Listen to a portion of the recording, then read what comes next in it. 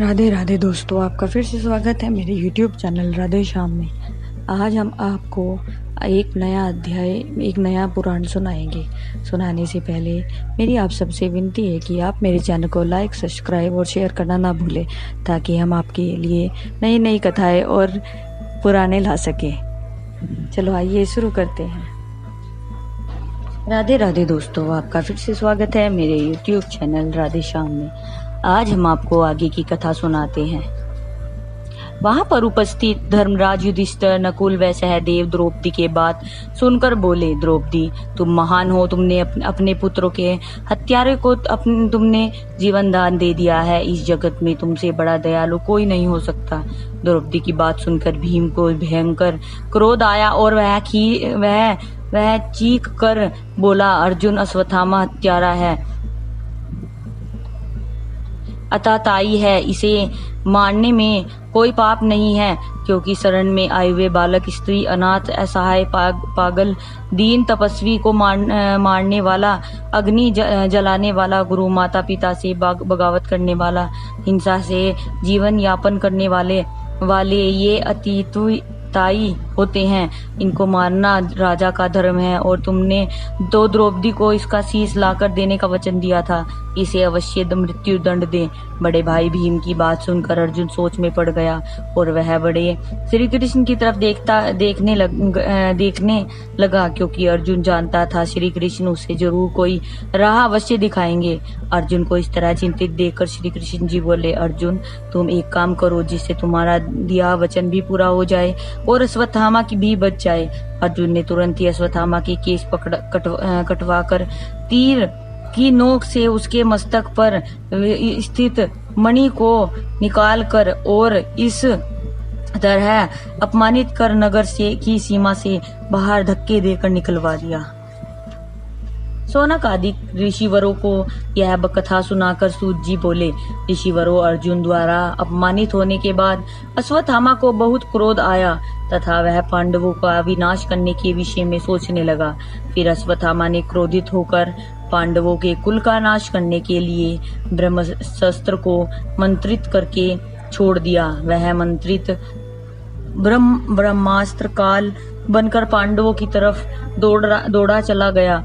उस मंत्रित ब्रह्मास्त्र का कुछ अंश जब परीक्षित अपनी माता उत्तरा, जो अभिमन्यु की पत्नी थी, के गर्भ में थे, उसका काल बन उसे मारने चला गया। वह उस ब्रह्मास्त्र की प्रचंड अग्नि से भयभीत होकर उत्तरा भाग कर कुंती के पास गई और उन्हें सारा हाल बताया। अपने पुत्रों की उस ब्रह्मास्त्र से रक्षा हेतु कुंती प्रभु श्री कृष्ण जी से हाथ जोड़कर वंदना करने लगी और प्रभु से बोली, प्रभु हमारे जीवन की बागडोर आपके हाथ में है, हमें सिर्फ तुम्हारा ही सहारा है। प्रभु हमारी रक्षा करो, हमें इस काल रूपी अस्त्र से बचाओ। कुंती की प्रार्थना सुनते ही प्रभु श्री हरि ने सुदर्शन चक्र को पांडव पुत्रों की रक्षा करने की आज्ञा दी, और स्वयं प्रभु श्री कृष्ण अंगूठे का रूप धर कर उत्तरा के पेट में चले गए और गदा लेकर वह ब्रह्मास्त्र से परीक्षित की रक्षा करने लगे। प्रभु श्री कृष्ण की महिमा से उनके तन की जलन दूर हो गई। प्रभु श्री कृष्ण पांडवों के रक्षक बने हुए थे। यह देख ब्रह्मास्त्र भी अश्वत्थामा के पास वापस लौट कर आ गया।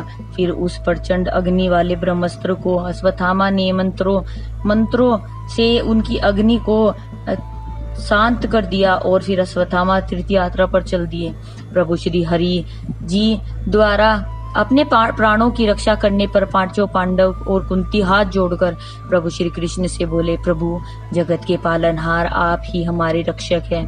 पांडवों की विनती सुन प्रभु श्री कृष्ण जी बोले, युधिष्ठिर अब तुम सर्वप्रथम रणभूमि में पड़ी हुई दुर्योधन व अन्य वीरों की मृत देहों का शीघ्र ही दाह संस्कार कराओ, बाकी कार्य सब बाद में करना। प्रभु श्री हरि का कृष्ण का आदेश सुन धर्मराज युधिष्ठिर ने तुरंत ही रणभूमि में जाकर दुर्योधन सहित सभी वीरों का विधि पूर्वक कर्म कराया, और फिर श्री कृष्ण जी धृतराष्ट्र पांचों पांडव, गंधारी, कुंती, द्रौपदी सहित कुल की समस्त स्त्रियां गंगा स्नान के लिए चल दी।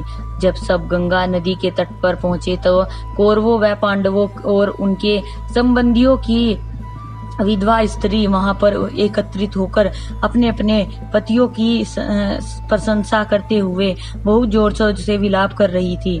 उन समस्त विधवा स्त्रियों का विलाप सुनकर धर्मराज युधिष्ठिर बहुत दुखी हुए और मन ही मन सोचने लगे, धिक्कार है मेरे जीवन पर, मैंने राज्य के लालच में आकर अपने भाई बंधुओं का नाश कर दिया।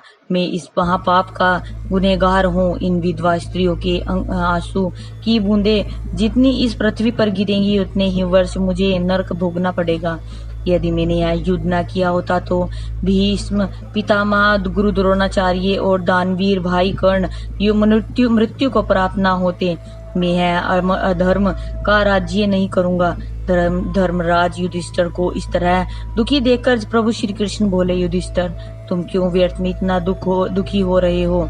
तुम राजा हो और राजा का धर्म है युद्ध करना।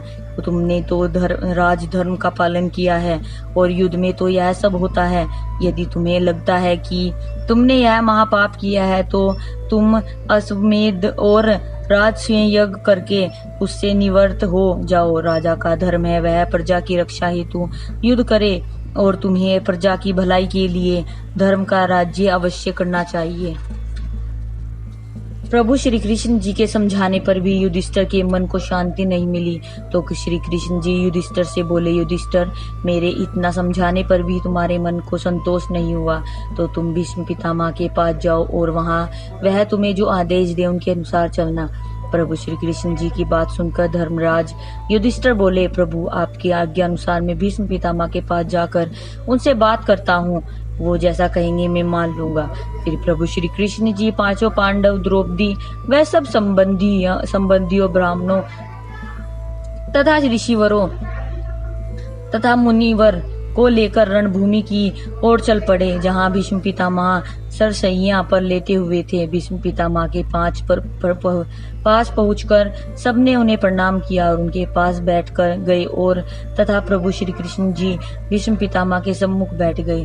प्रभु श्री कृष्ण जी को प्रणाम कर भीष्म पितामह बोले, प्रभु क्या बात है, आप यहाँ मेरे पास किस कार्य से आए हैं?